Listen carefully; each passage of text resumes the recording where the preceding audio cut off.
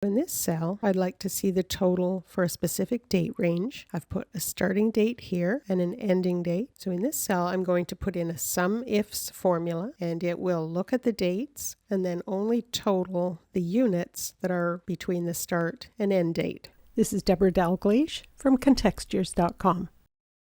So to start the formula, I'll click in this cell, type an equal sign and the SUMIFS function and open bracket. So the first thing we have to put in is the sum range. So which cells do we want to add up if we meet the criteria? So we want to add these units sold. So put that in and put in a comma.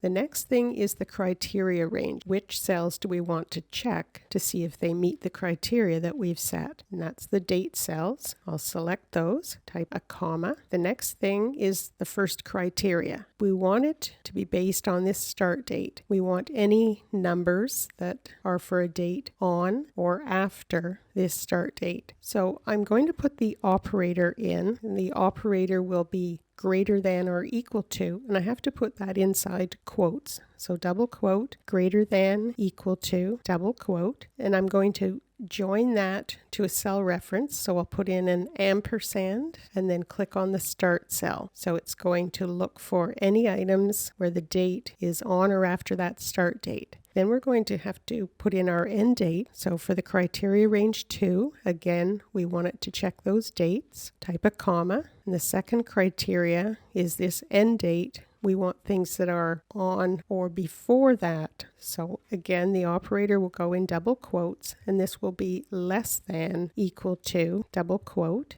and we'll join with the ampersand, click on the end date, and close the bracket, press enter. So we can see that there were 494 units sold in this date range.